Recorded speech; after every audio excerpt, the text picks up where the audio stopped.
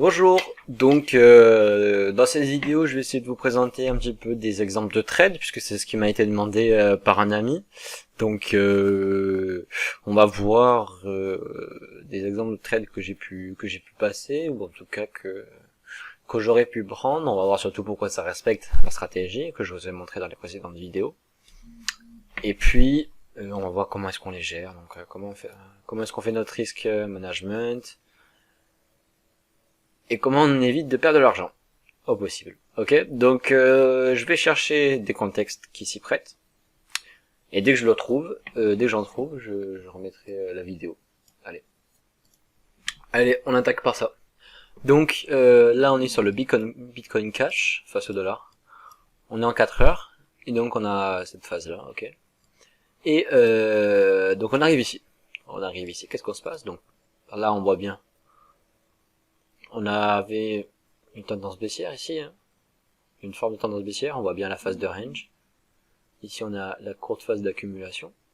On a le breakout. Le pullback est très léger, vous voyez qu'on fait un pullback juste sur la mèche ici. Et derrière, on enclenche. Ok. Là c'est la légère phase de divergence, et là on a l'excès final. Ok.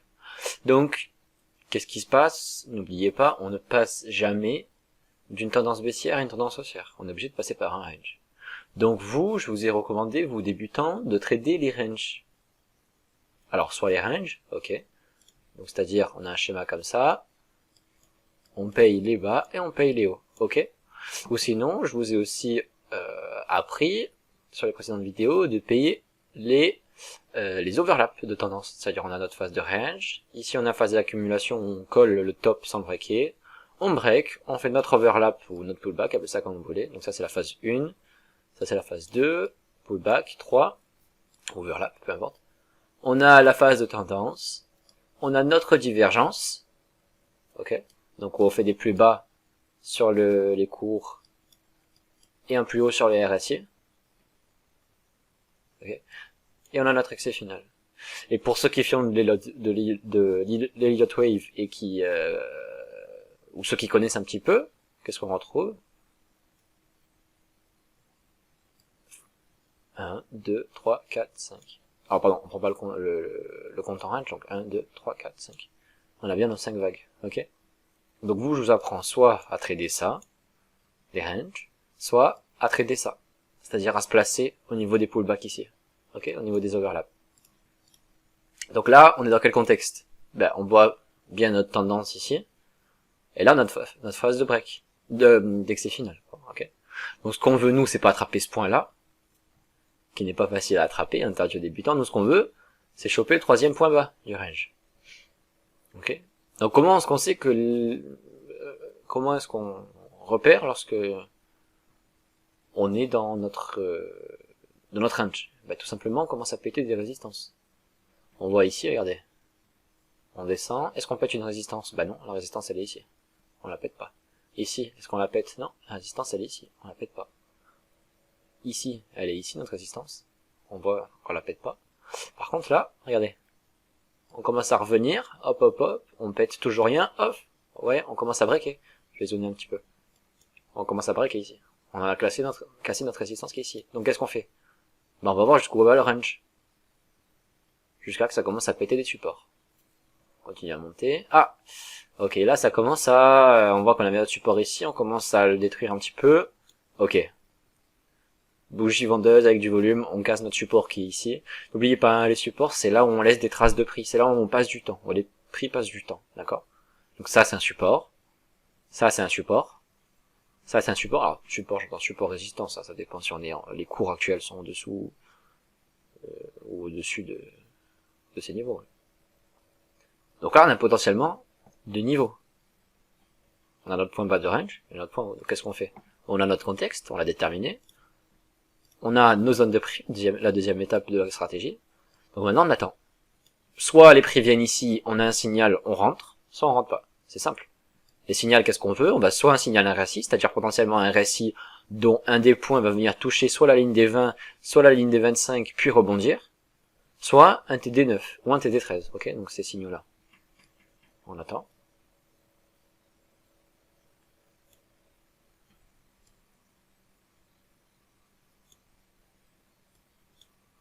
Qu'est-ce qu'on a?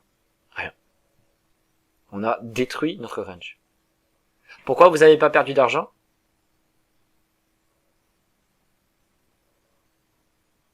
Parce qu'il n'y a pas de signal.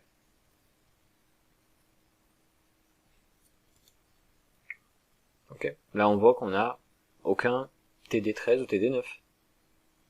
Surtout que, regardez, on a pulvérisé notre zone rouge ici. Normalement, on rebondit. Regardez, dans des ranges, on rebondit dans ces zones, on les travaille. Là, on l'a cassé au possible. Donc ça, on traite pas. On n'a pas de signal, on traite pas. Alors vous allez me dire, on aurait pu avoir effectivement un signal sur les 25. Alors déjà, il faut savoir que on touche les 25 hein, et pas les 20. Donc c'est un signal très faible.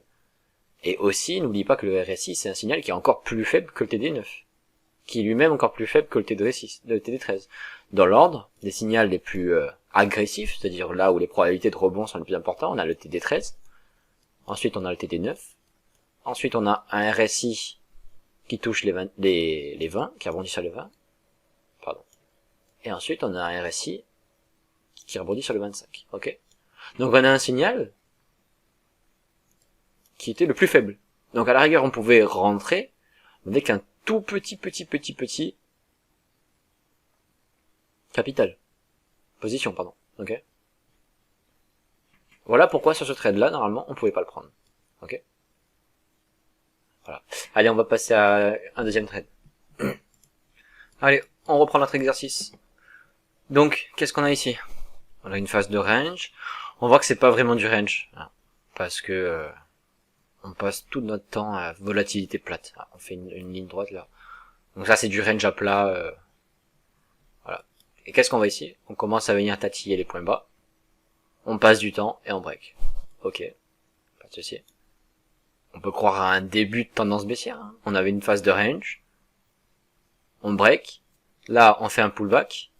On se dit, on va pouvoir retourner vers le bas, entamer une tendance baissière. Alors pourquoi ça marche pas? Pourquoi ça marche pas? Parce que regardez ici. Je vous ai dit, on passe pas d'une tendance baissière à une tendance haussière. Alors, autant pour moi, pardon, je confonds les... je me suis emmêlé les pinceaux. On vient d'avoir ici un enclenchement de vague baissière. Donc ça, on peut pas recommencer une tendance baissière. On fait pas tendance baissière, range tendance baissière. Ça n'existe pas. Ça, c'est tout simplement qu'on a une tendance baissière sur l'unité de temps supérieure. D'accord? Mais nous, c'est pas ce qui nous intéresse. Nous, ce qu'on veut traiter, c'est autre chose ici. On veut traiter du 2 heures, pas du 4 heures. Donc, on en est ici, hein. On commence à désenclencher. Ok, ça stabilise, pourquoi pas. On revient sur les supports, hein. Regardez, on est pile sur les supports. Boum, on commence à casser le premier support, mais le gros support est ici. Ici, il est vraiment très faible, ce support. Cette résistance, pardon. Et on voit qu'on la casse. Non seulement on clôture au même niveau que les plus hauts du support, de la résistance, mais en plus on vient mécher là-haut. Donc c'est cassé. Donc là, qu'est-ce qu'on a potentiellement? On a nos range. On est d'accord. On a notre contact range. Donc on achète les bas, on vend les hauts. Ok. Qu'est-ce qu'on fait? On prend notre Fibo ici, et on trace.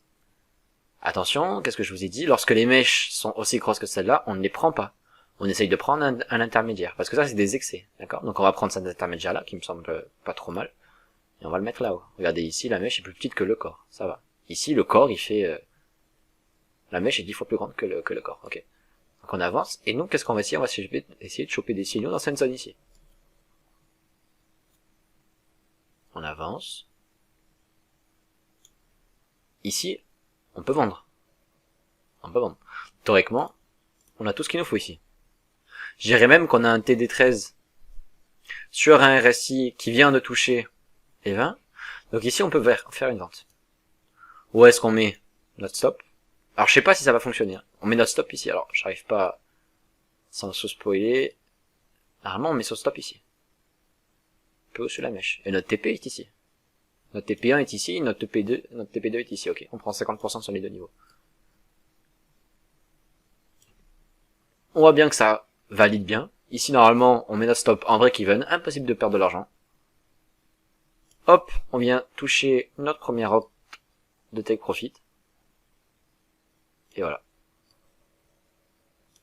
Donc là, normalement, on a 50% de notre position qui a été prise en profit, ou 100%. Hein. Généralement, moi, je fais 75% ici et 25% en bas, parce qu'il y a beaucoup plus de probabilité qu'on rebondisse ici. Et il y a même ici un achat qui est possible. Là, on a un signal d'achat dans une zone basse. Donc, théoriquement, on sort 100% ici. Hein. Et même, on fait un reverse trade, c'est-à-dire qu'on achète ici. On vend ici, on achète là-bas. Donc là, normalement, théoriquement, selon notre stratégie, on a ça. On a un stop qui est en dessous des clôtures ici. Si vous voulez être plus prudent, on le met sous la mèche ici. Et on a notre premier take profit ici. Ça nous donne un ratio de 2,14, ce qui est vraiment correct. Et on met notre stop limit, notre take profit limite ici. Ok? Et on se fait déclencher. Donc là, qu'est-ce qu'on a? On a un trade qui a touché 1, 2, 3, 4, 5. Donc là, on arrive à un range mature.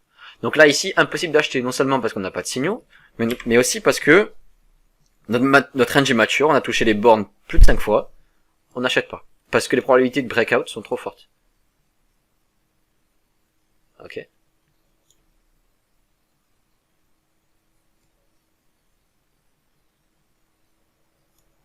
Voilà. Et voilà ce qu'on a. Là, on a fait un breakout, c'est pas passé, mais de toute façon, on l'aurait pas tradé. Et là, il y a des breakouts qui se mettent. On voit qu'on commence à faire des petits pullbacks sur ces anciennes mèches, qui sont des résistances. Et on enfile derrière. Ok. Allez, on va passer sur un troisième trade. Je vais essayer de choper un trade en tendance, puisque là, on a vu un trade de range. Ok, un contexte de range.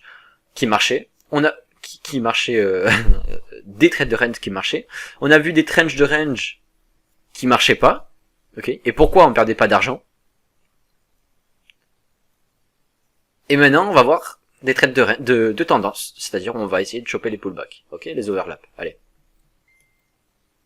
Et ben en fait, je viens de me rendre compte que c'est pas la peine de se déplacer plus loin, parce que c'est ce qu'on a sous les yeux. Donc, rappelez-vous, qu'est-ce que c'est qu'une tendance? Une tendance, c'est donc potentiellement une tendance baissière qui a eu lieu. Par exemple, on a fait une tendance baissière, mais on n'est pas obligé. Ok, on peut avoir fait un range, peu importe. Et on commence à faire un range comme ça. Ok. On a une accumulation, breakout, overlap. On a la tendance. On a notre phase divergence et notre excès final. D'accord? Et nous, ce qu'on veut choper, c'est ce point-là. Ok? Donc là, qu'est-ce qu'on a? On a bien une phase baissière. On s'en fout de savoir ce que c'est, on a une phase baissière. Ici, on a fait cet exercice de savoir si c'était un range ou pas. Est-ce qu'on l'a tradé? Ben, vous avez bien vu qu'on l'a tradé. Donc ça, on a vendu ici, on a acheté ici. Vous vous en souvenez? C'était il y a une minute. Vous n'avez pas le choix. Et ici, qu'est-ce qu'on a? Un breakout. On break le plus haut. Donc pourquoi pas avoir une tendance haussière? On a bien notre phase baissière, ça correspond à notre schéma. On a bien un breakout, ça comprend notre schéma. Ici, on a notre phase d'accumulation, c'est-à-dire que les prix restent autour de cette zone. C'est cette phase ici. On a notre breakout, qui est cette phase ici. Et nous, ce qu'on veut, c'est choper ça. Donc ce qu'on veut, c'est choper notre point bas. Notre point bas, on a dit qu'il était où? Notre point bas, on a dit que c'était un overlap, donc un retour sur le plus haut du range. Donc, théoriquement, notre point bas, il est du plus haut à la mèche jusqu'ici. À peu près. Voilà. Ça, c'est notre pullback. Je prends les clôtures, les plus hautes clôtures des mèches. Et même ici, parce qu'ici, le range, on l'a un petit peu étendu. Et les mèches les plus hautes. Ok? Donc ici, là, dans cette zone, faut qu'on arrive à choper un pullback. Donc ici, on break. Pardon, on break pas encore ici. Ici, on break pas encore, puisqu'on est dessous la mèche. Donc là, n'oubliez pas, on va jamais à la chasse de trade, ok? Donc là, on break. Soit on attend un pullback. Donc là, il y en a un qui est très agressif, parce qu'on vient même pas toucher la plus haute mèche, donc c'est... Celui-là, faut vraiment croire en la tendance, quoi. Mais nous, ce qui serait idéal, c'est qu'on revienne ici, en fait. Ici, il y aurait vraiment sur les 135, je sais pas ce qui se passe après, mais s'il y a un pullback sur les 135, moi je le prends. Parce que c'est la plus haute clôture. C'est ce que j'aime le plus. Ben voilà. Je pouvais pas rêver mieux. Qu'est-ce qu'on a ici? Breakout, pullback. Et ici, sur cette bougie-là, on a un TD9. Donc on attend quelques clôtures, et on prend notre trade. Ici, on a un trade. On met notre stop où? Dessous l'ancien support. L'ancienne résistance qui est devenue support. Ici, ok. Et si vous voulez être plus sécurisé, je vous dirais même de le mettre ici. Ok, c'est-à-dire que vous prenez votre range. Prenez votre range qu'on avait tout à l'heure. Vous tracez le 50%. Et vous mettez votre stop dessous. Voilà. Normalement, on a ça. Ok. Et qu'est-ce qu'on a comme prise de profit? Normalement, on a un retracement de notre dernière phase baissière. C'est comme ça qu'on traite les tendances. Ok. N'oublie pas, on cherche pas à avoir le plus haut et le plus bas. Nous, tout ce qu'on veut avoir, c'est des gains, des sous. Ok. Et pas en perdre.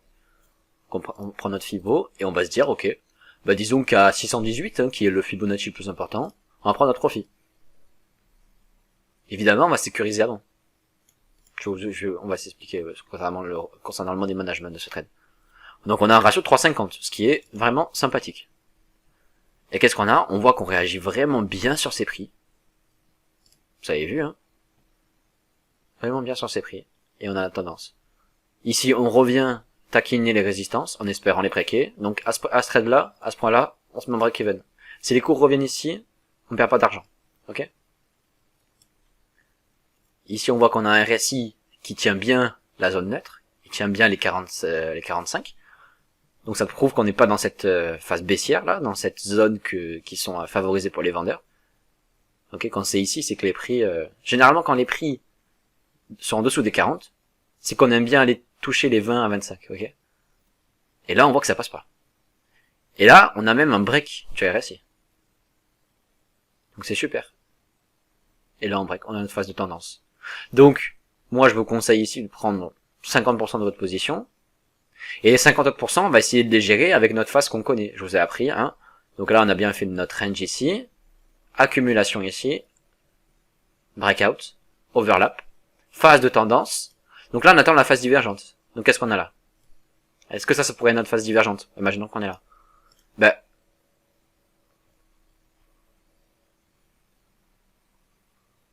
pas vraiment. Parce qu'on fait des points de base correspondent bien. Par contre, ici, oui. Oui, donc oui, autant pour moi. Regardez. On a fait un point haut ici. Et un point bas ici. Alors qu'ici, c'était plus haut. Donc on a un RSI qui fait des plus bas et des cours qui font des plus hauts. Donc ici, on perd de la force. Vous voyez que la force ici est beaucoup plus forte. Rappelez-vous, RSI, c'est Relative Straight Index. Force, donc index de force relative.